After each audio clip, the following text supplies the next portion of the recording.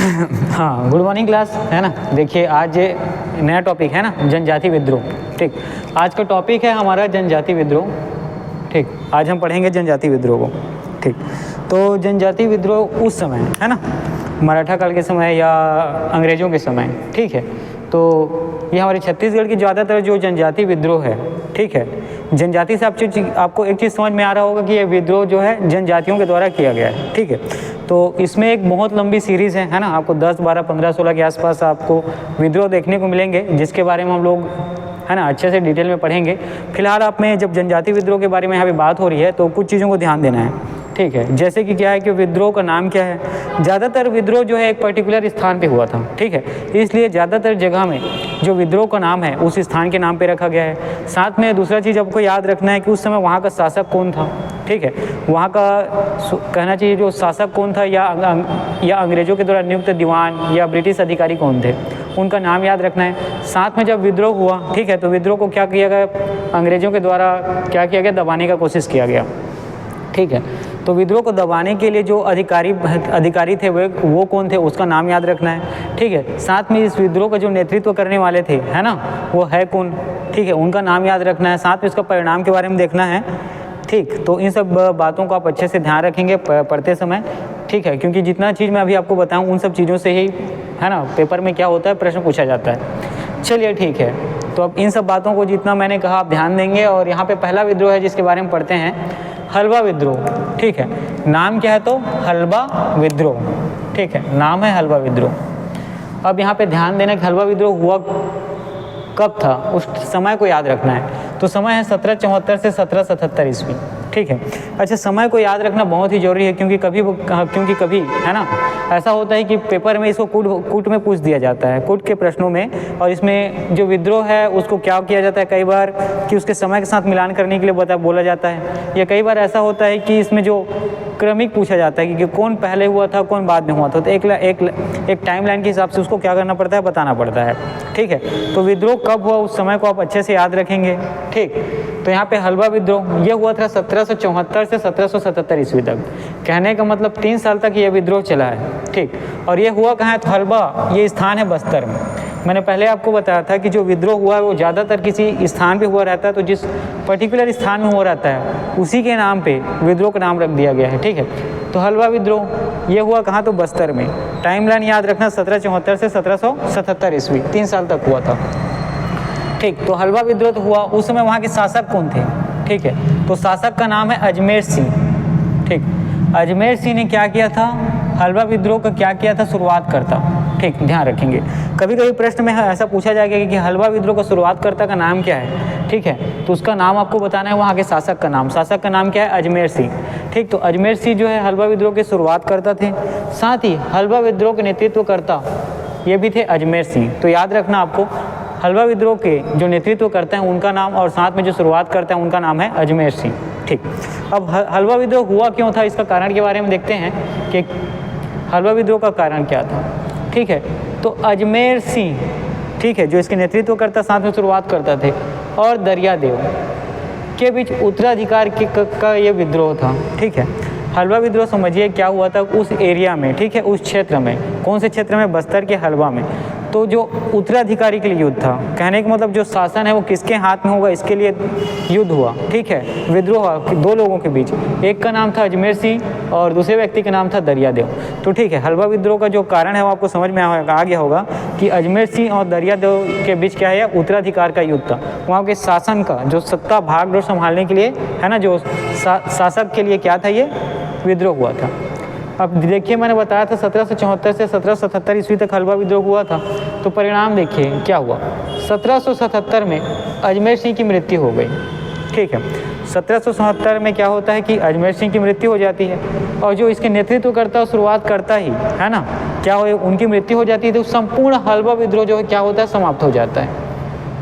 ठीक है, देखिएगा, जो नेतृत्व करने वाला व्यक्ति है वही एक विद्रोह को क्या करता है, समुचित ढंग से चला पाता है। यहाँ पे समुचित ढंग से चला पाता है, अगुवाई करता है, साथ में बहुत सारी ऐसी चीज़ें होती हैं जो वो उस पक्ष में है ना लोगों के सामने रखता है। अब यहाँ जो नेतृत्व करता है उसकी क्या हो जाती है इस विद्रोह में, है ना, मृत्यु हो जाती है। तो ये क्या होता है, पूरा विद्रोह क्या होता है, नेतृत्व विहीन होता है। अब इसको नेतृत्व करने के लिए कोई नहीं होता, चूंकि उत्तराधिकार का युद्ध था तो ठीक है, अजमेर सिंह की मृत्यु हो जाती है तो उत्तराधिकार किनके पक्ष में चला जाएगा, दरियादेव के।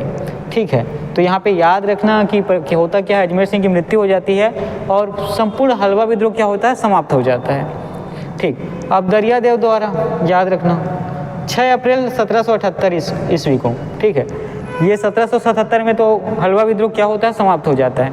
अब उस समय किनके अधीन था ये शासन, तो मराठों के साथ था। ठीक है, तो याद रखना दरियादेव और जो अजमेर सिंह है ये मराठा के अधीन शासक थे। अब यहाँ पे कौन आते हैं, अंग्रेज। ठीक है, अंग्रेजों के साथ इनका क्या होता है, संधि होता है। दरियादेव द्वारा 6 अप्रैल 1878 को कोटपाड़ की संधि हुई, बहुत ही इंपॉर्टेंट है, याद रखना। ठीक, कोटपाड़ की संधि कब हुई, तो 6 अप्रैल 1778 को। ठीक है, अंग्रेजों और मराठों के खिलाफ प्रथम प्रलेखित विद्रोह था। ठीक, तो याद रखना कोटपाड़ की संधि कब हुई, तो 6 अप्रैल 1778 को, बहुत ही इंपॉर्टेंट है। और संधि किसने किया था, तो दरियादेव ने किया था। ठीक, अंग्रेजों और मराठों के खिलाफ प्रथम प्रलेखित विद्रोह है, याद रखना, इंपॉर्टेंट है। अंग्रेज और जो मराठे हैं ना, उनके खिलाफ प्रथम प्रलेखित विद्रोह के नाम से जाना जाता है, कौन, तो हलवा विद्रोह। ठीक है, हलवा विद्रोह में इन सारी चीज़ों को याद रखना। साथ में जो संधि हुआ था, दरियादेव ने संधि किया था 6 अप्रैल 1778 को, इसको भी आपको अच्छे से याद रखना है। चलिए, यहाँ पे हलवा विद्रोह हो गया समाप्त। अब हम लोग आगे बढ़ते हैं और देखते हैं परलकोट विद्रोह के बारे में। ठीक है, अगला आपका विद्रोह का नाम क्या है, तो परलकोट विद्रोह। अगला विद्रोह का नाम है परलकोट विद्रोह और टाइम लाइन है 1824 से 1825 ईस्वी। ठीक है, परलकोट विद्रोह का आप टाइम लाइन याद रखेंगे, ये है 1824 से 1825 ईस्वी। ठीक है, जिस समय हलवा विद्रोह में भी शासक थे उस समय, है ना, उसी के जैसे परलकोट विद्रोह में भी शासक हुए, उनका नाम है महिपाल देव। इंपॉर्टेंट है, याद रखना, है ना, एक एक चीज़ को याद रखना है आपको अच्छे से। परलकोट विद्रोह 1824 से 1825 में हुआ। ठीक, शासक का नाम है उस समय कौन था यहाँ पे, महिपाल देव। ठीक, अब मैंने आपको पहले ही बताया कि जब कोई विद्रोह किसी, है ना, विद्रोह जो है ज़्यादातर क्या हुआ है, उस स्थान के नाम से, है ना, जाना जाता है। तो परलकोट पंखुजूर या कांकेर में है। ठीक है, ये आपको याद रखना है। तो परलकोट नाम का जो स्थान है ना, ये है कांकेर पंखुजूर में। ठीक है, पंखुजूर कांकेर में है, इसलिए इस विद्रोह को क्या कहा गया, परलकोट में ही विद्रोह है, इसलिए इसको परलकोट विद्रोह कहा गया। टाइम लाइन है 1824 से 1825 और शासक का नाम है आपका महिपाल देव। ठीक है, चलिए अब देखते हैं। शासक तो महिपाल देव हो गए, अब यहाँ नेतृत्वकर्ता पर ध्यान देंगे। नेतृत्वकर्ता के नाम है ज्ञान सिंह। ठीक है, नेतृत्वकर्ता का नाम क्या है, तो ज्ञान सिंह। और ज्ञान सिंह कौन थे, तो परलकोट के जमींदार। ठीक है, ज्ञान सिंह जो है परलकोट के जमींदार थे, याद रखना। ज्ञान सिंह, है ना, बहुत ही इंपॉर्टेंट है, परलकोट विद्रोह के नेतृत्व करता थे, है ना। और ज्ञान सिंह को भूमिया राजा के नाम से जाना जाता था। ठीक है, ज्ञान सिंह को क्या कहते थे लोग, तो भूमिया राजा कहते थे। ठीक है, अब परलकोट विद्रोह में आपको यहाँ पे क्या प्रतीक भी देखने को मिलेगा। ठीक है, परलकोट विद्रोह में क्या होता है, विद्रोह होता है ना, तो यहाँ प्रतीक भी देखने को आपको मिलेगा। क्या, धावड़ा वृक्ष की डंगाली। क्या, तो धावड़ा वृक्ष की डंगाली। ठीक है, जब ये डंगाली लेके, ठीक है, चूंकि यहाँ पे विद्रोह होना था, विद्रोह का एक टाइम होता है ना, उस टाइम पे ये बताया गया था कि लोग अपने घर से धावड़ा वृक्ष की डंगाली लेके जब निकलेंगे तो सब एकत्र होंगे, उसके बाद ये क्या विद्रोह किया जाएगा। मतलब धावड़ा वृक्ष की जो टहनी है ना, ये डंगाली, यही क्या थी, इस विद्रोह की पहचान थी। ठीक, एक, है ना, एक पर्टिकुलर एक व्यक्ति को इसके लिए नियुक्त किया गया था कि धावड़ा वृक्ष की एक टहनी ले, डंगाली ले, उसको लोग के उस एरिया में, आसपास के क्षेत्र में क्या करे, वो घूमे। तो इस जो धावड़ा वृक्ष की डंगाली है, इसको देख के क्या समझ में आ गया कि विद्रोह करना है अब। ठीक है, तो यही हुआ था परलकोट में। तो परलकोट में विद्रोह में आपको क्या देखने को मिला, विद्रोह के प्रतीक के रूप में, तो धावड़ा वृक्ष की डंगाली। ठीक, अब विद्रोह क्या है, बहुत, है ना, विद्रोह क्या है, एक पर्टिकुलर एरिया में, बहुत बड़े क्षेत्र में किया गया। ठीक है, एक पर्टिकुलर एरिया में, है ना, जिसमें लोगों की संख्या बहुत ज़्यादा थी। अब इसको दमन करता। ठीक, अब विद्रोह हुआ तो विद्रोह के दबाने के लिए, ठीक है, उस समय जो ब्रिटिश अधिकारी थे, ठीक है, उनका नाम मैं अभी बताता हूँ आपको। ठीक, अब विद्रोह हो रहा है। ठीक है, शासक थे महिपाल देव, नेतृत्व करता थे ज्ञान सिंह परलकोट, है ना, जो परलकोट के जमींदार थे। अब विद्रोह हुआ तो नेतृत्व कर रहे थे किसने, कौन, हमारे ज्ञान सिंह जी। ठीक है, नेतृत्व कर रहे थे ज्ञान सिंह जी, किसका, विद्रोह का। अब शासक उस समय वहाँ के थे महिपाल देव, इन्होंने मदद मांगी किससे, ठीक है, पेबे पुलिस अधीक्षक से। पेबे, है ना, पेबे इसका नाम है, जो ब्रिटिश पुलिस अधीक्षक थे उनका। तो पेबे जो ब्रिटिश पुलिस अधीक्षक थे, ये आए, है ना, विद्रोह हो रहा था, विद्रोह को क्या किया इन्होंने, दमन किया, विद्रोह को इन्होंने शांत कराया। विद्रोह को पेबे ने, जो पुलिस अधीक्षक है, क्या किया, विद्रोह को समाप्त किया। ठीक है। तो यहाँ पे आप ध्यान देंगे परलकोट विद्रोह का जो दमन करता है उनका नाम क्या है, तो पेवे पुलिस अधीक्षक थे, ठीक। और परिणाम क्या हुआ है ना, परिणाम क्या हुआ परलकोट विद्रोह का, तो एक डेट याद रखना 20 जनवरी 1825, ठीक है।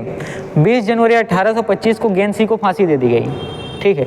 जो इस विद्रोह के नेतृत्व करता थे, जो इस विद्रोह को चला रहे थे, है ना, जो इस विद्रोह के मुखिया थे, उनको क्या की गई, फांसी दी गई। नाम क्या है उनका, गेन सिंह। कब, 20 जनवरी 1825 को।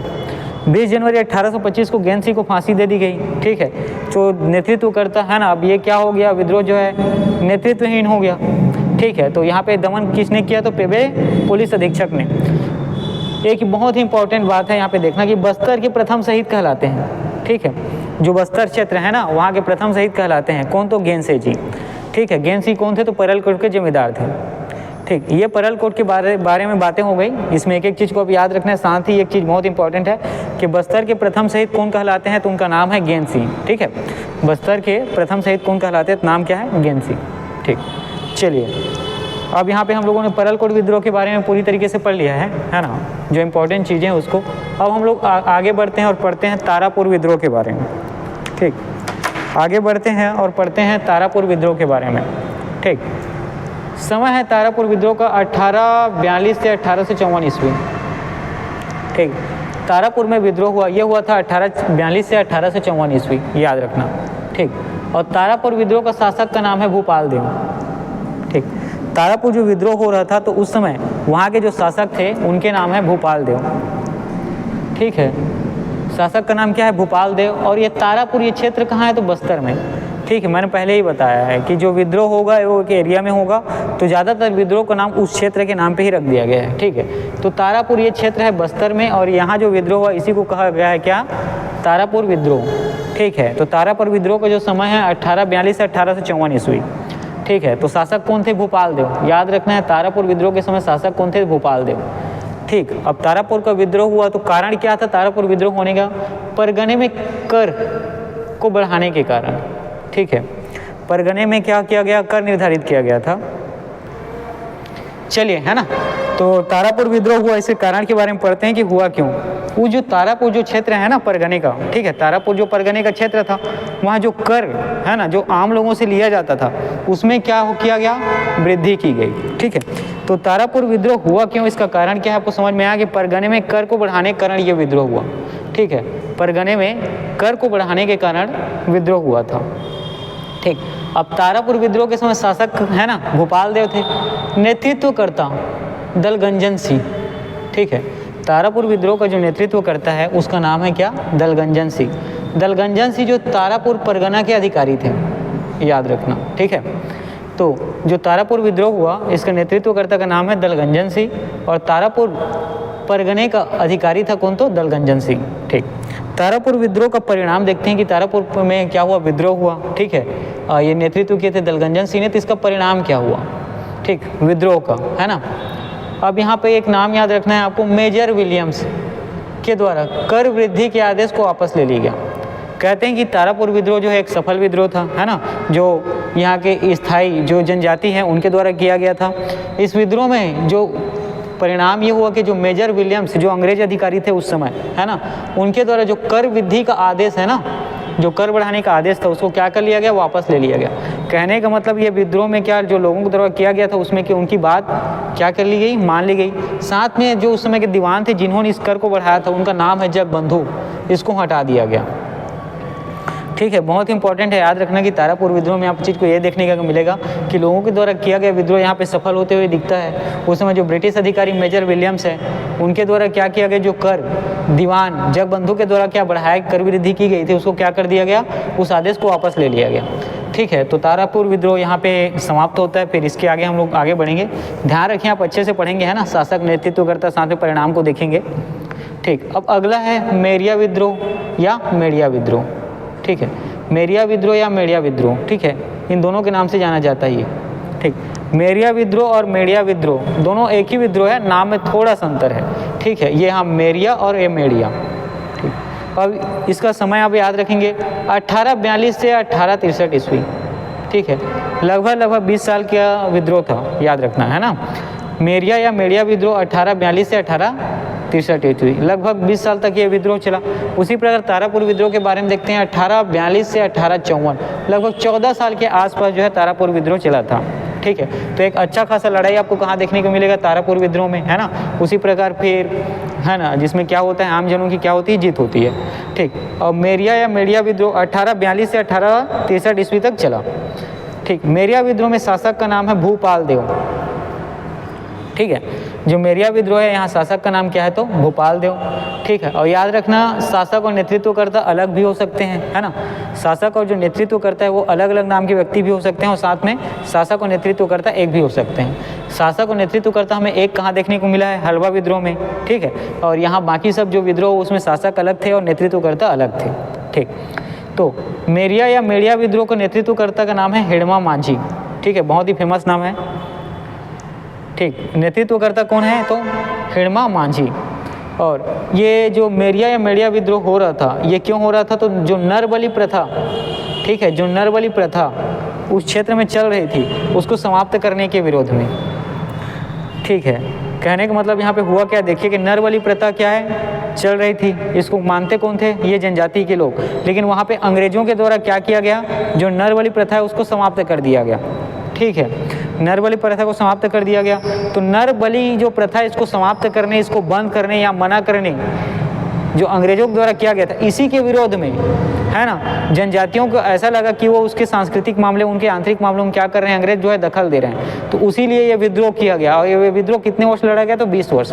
ठीक है, लगभग आप देखिए कि ये विद्रोह को 21 वर्ष लड़ा गया है, जिसमें जो नरबली जनजातियों में जो प्रथा थी, नरबली दी जाती थी, उसको अंग्रेजों के द्वारा क्या करने पर, ना मानने पर, मना करने पर। तो एक अच्छा खासा युद्ध यहाँ पे आपको देखने को मिलेगा।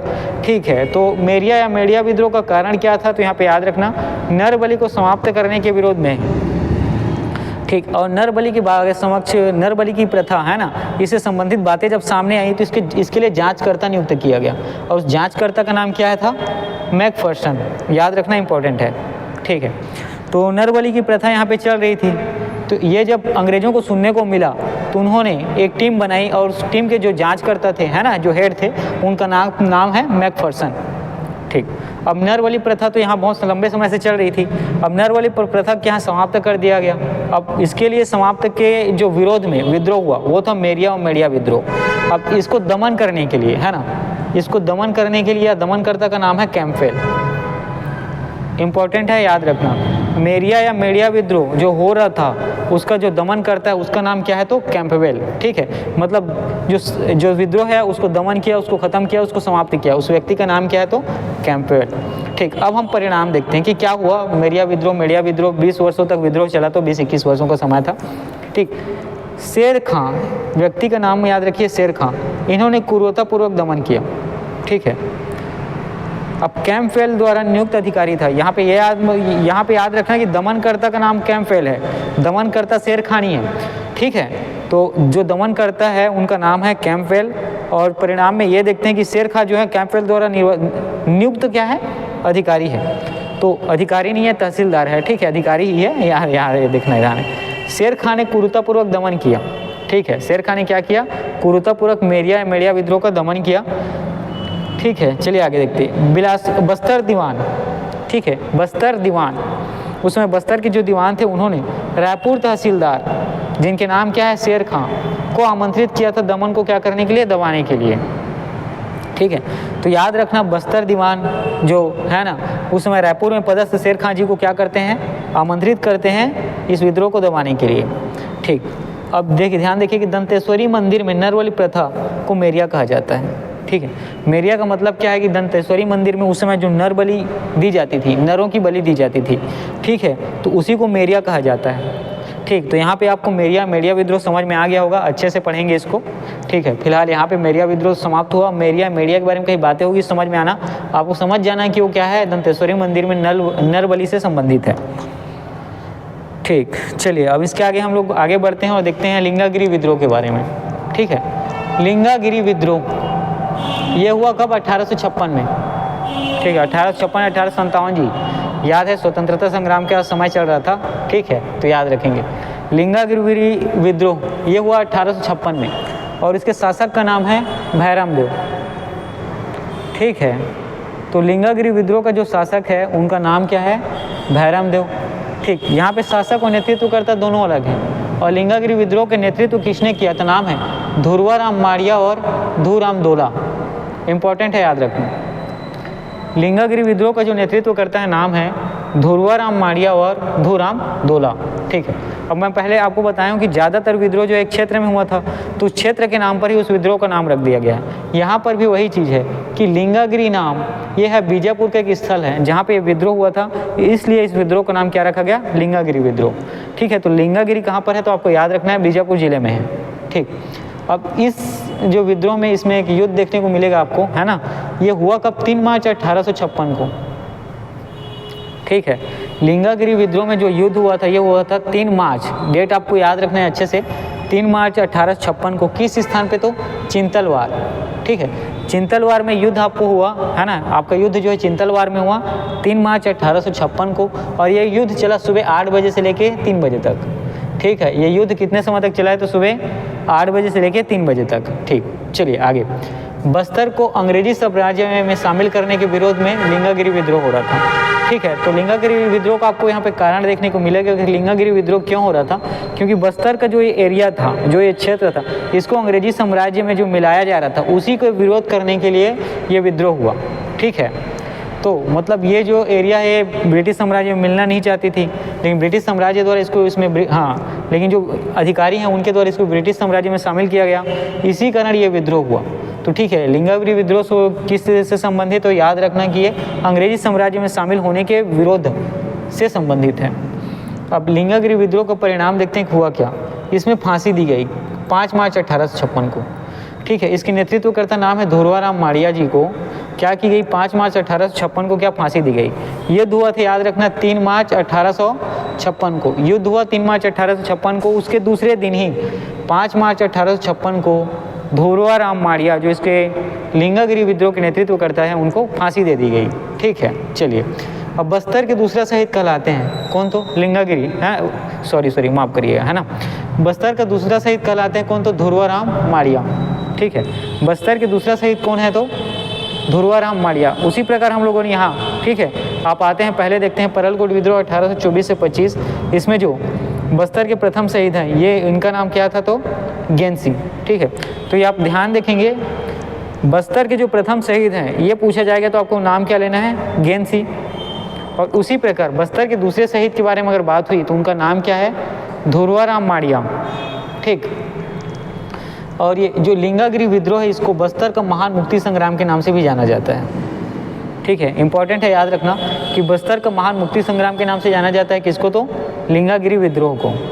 ठीक, चलिए इन सब बातों को आप अच्छे से पढ़िएगा कि बस्तर का महान मुक्ति संग्राम के नाम से कौन सा विद्रोह जाना जाता है? तो है लिंगागिरी विद्रोह। ठीक, अब लिंगागिरी विद्रोह के बाद हम लोग आगे बढ़ते हैं और पढ़ेंगे कोई विद्रोह के बारे में। ठीक है, टाइम लाइन आप बहुत अच्छे से याद रखना कि लिंगागिरी विद्रोह जो हुआ था ये भी 1856 में हुआ था। ठीक है, इसके बाद कोई विद्रोह ही किस समय हुआ? तो 1856 ईस्वी को। ठीक है, दोनों विद्रोह लगभग थोड़े समय के आगे पीछे हुए हैं, है ना। तो कोई विद्रोह हुआ ये 1856 को। ठीक, ये जो है वन संरक्षण पर आधारित भारतीय उदाहरण है। ठीक है, वन के बचाव के लिए, है ना, वन के जो क्या होते हैं, है ना, वन को संरक्षित करने के लिए, वन को रक्षा करने के लिए, वन के बचाव के लिए होने वाला विद्रोह छत्तीसगढ़ में, है ना। ये पहला विद्रोह था जो वन के क्या के लिए था? संरक्षण के लिए था। तो वन के संरक्षण, वन के बचाव, वन के, है ना, जो रक्षा करने से संबंधित कभी प्रश्न ऐसा पूछा जाएगा कि वन के संरक्षण से संबंधित छत्तीसगढ़ में होने वाले जनजातीय विद्रोह का नाम बताइए, तो आपको क्या बताना है? कोई विद्रोह। समय बताना है 1856। ठीक है, इसमें वन का संरक्षण किया गया था, वन को, है ना, उजड़ने से क्या किया गया था? वन की कटाई बहुत तेजी से हो रही थी। ठीक है, कौन से वन? तो साल वृक्ष की। याद रखना इस क्षेत्र में साल वृक्ष की क्या अधिकता है? बहुलता है। तो इसको बचाने के लिए, है ना, लोगों के द्वारा विद्रोह किया गया था जिसको कहा गया कोई विद्रोह। ठीक है, तो इसीलिए इसमें एक शब्द मैंने यहाँ पे लिखा है कि भारतीय उदाहरण है वन संरक्षण से संबंधित। ठीक है, और कोई विद्रोह के समय शासक, है ना, शासक का नाम है भैरम देव। याद रखना कि कोई विद्रोह जब हो रहा था तो उस समय शासक के नाम है भैरम देव। ठीक है, और कोई विद्रोह चूंकि एक स्थान में मैंने आपको बताया था ये हुआ बीजापुर में। कोई विद्रोह कौन से क्षेत्र में हो रहा था? तो बीजापुर में। ठीक है, कोई विद्रोह हो रहा था बीजापुर में। ज़्यादातर विद्रोह आपको देखने को ऐसी जगह मिलेगा जो एक क्षेत्र में हुआ और साथ में उस विद्रोह को उसी क्षेत्र के नाम पे रख दिया गया है, ठीक। लेकिन यहाँ पे ऐसा नहीं है, ठीक है। कोई विद्रोह में, विद्रोह तो बीजापुर जिले में हुआ है, लेकिन विद्रोह का नाम क्या है? कोई विद्रोह 1856, ठीक है। तो स्थल के नाम पे इस विद्रोह का नाम नहीं है। आप ध्यान रखेंगे कि कोई विद्रोह का नाम उस स्थल के नाम पे नहीं है, ठीक। नेतृत्व, ठीक है। और कोई विद्रोह का नेतृत्व किया था नागुलदौला नाम के व्यक्ति ने, ठीक है। कोई विद्रोह का नेतृत्व किसने किया? तो नागुलदौला ने।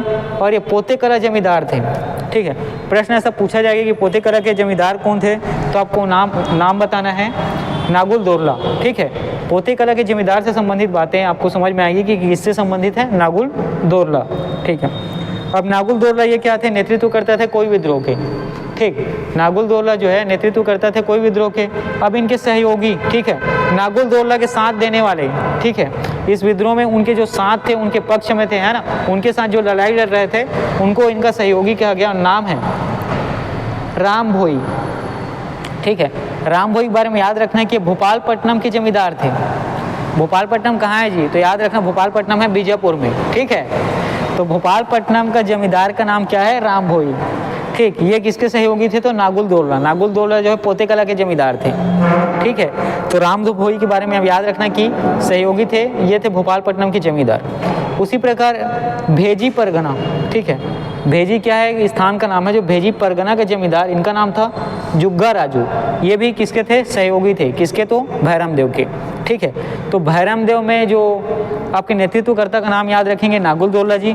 उसी प्रकार सहयोगी ये पूछा जाएगा तो नाम है राम भोई, जो भोपालपट्टनम जमींदार के थे, है ना। भोपालपट्टनम जमींदार थे राम भोई। उसी प्रकार भेजी परगना का जमींदार थे जुग्गा राजू। चलिए, अब विद्रोह तो हुआ, तो विद्रोह के दबाने के लिए, है ना, विद्रोह को समाप्त करने के लिए ब्रिटिशों के द्वारा अपना, है ना, कार्य किया जाएगा। तो इसमें ब्रिटिश ने किया क्या? देखिए, सिरौंचा डिप्टी कमिश्नर, याद रखना है सिरौंचा, इस स्थान का नाम याद रखना है सिरौंचा। वहाँ के डिप्टी कमिश्नर कैप्टन सी, है ना, कैप्टन सी ग्लासफर्ड। कोई विद्रोह में याद रखना जो ब्रिटिश, है ना, सिरौंचा डिप्टी कमिश्नर, स्थान का नाम है सिरौंचा के डिप्टी कमिश्नर कैप्टन सी ग्लासफर्ड, नाम है कैप्टन सी ग्लासफर्ड। इनको क्या किया गया? इस विद्रोह को दबाने के लिए क्या किया गया? उनको नेतृत्व दिया गया कि कहा गया कि इनके द्वारा ये विद्रोह को दबाया जाएगा, ठीक है। तो याद रखेंगे कैप्टन सी ग्लासफर्ड, ये इन्होंने क्या किया? कोई विद्रोह को क्या किया? दमन किया, है ना, उसको समाप्त किया, उसको खत्म किया। तो अब कोई विद्रोह हुआ क्यों? तो याद रखना साल वृक्ष की कटाई को रोकने हेतु। मैंने पहले आपको बताया था कि साल वृक्ष जो है इस एरिया में, है ना, इस क्षेत्र में क्या बहुत आयत मात्रा में थे। तो अंग्रेजों के द्वारा इसको धड़ल्ले से क्या किया जाता था? कटाई किया जाता था, ठीक है। अंग्रेजों के द्वारा इससे धड़ल्ले से कटाई किया जा रहा था। चूँकि साल जो है जनजातियों के लिए एक धार्मिक मामला भी हो जाता है, क्योंकि इस साल वृक्ष की वो क्या पूजा भी करते हैं, है ना। अलग अलग जनजातियों में इसमें ऐसा मान्यता है कि इसमें देवता, है ना, देवी देवता का क्या होता है? निवास होता है, ठीक। तो ये जो विद्रोह है, कोई विद्रोह, ये साल वृक्ष से संबंधित था, है ना, वृक्ष के संरक्षण से संबंधित था। इस बात को आप याद रखना है कि साल वृक्ष को जो कटाई हो रही थी उसको रोकने के लिए किया गया था कोई विद्रोह 1856, ठीक है। इसीलिए इस विद्रोह को वन संरक्षण पर, है ना, वन के बचाव पर, वन कटाई को रोकने पर, वन की रक्षा पर आधारित भारतीय उदाहरण कहा जाता है, ठीक है। अब कोई विद्रोह में जो वृक्ष है उसकी कटाई चल रही थी, कौन से वृक्ष की? तो साल वृक्ष। इंपॉर्टेंट है, याद रखना। ऐसा पूछा भी जा सकता है कि कोई विद्रोह में कौन से वृक्ष की कटाई धड़ल्ले से चल रही थी, तो आपको याद रखना है साल वृक्ष से संबंधित है, याद रखना। कोई विद्रोह से संबंधित वृक्ष का नाम बताइए तो आपको ध्यान रखना है वहाँ पे। चलिए, अब ये विद्रोह हो रहा था, ठीक। तो यहाँ पे नारा दिया गया, एक वृक्ष के पीछे एक सर, ठीक है।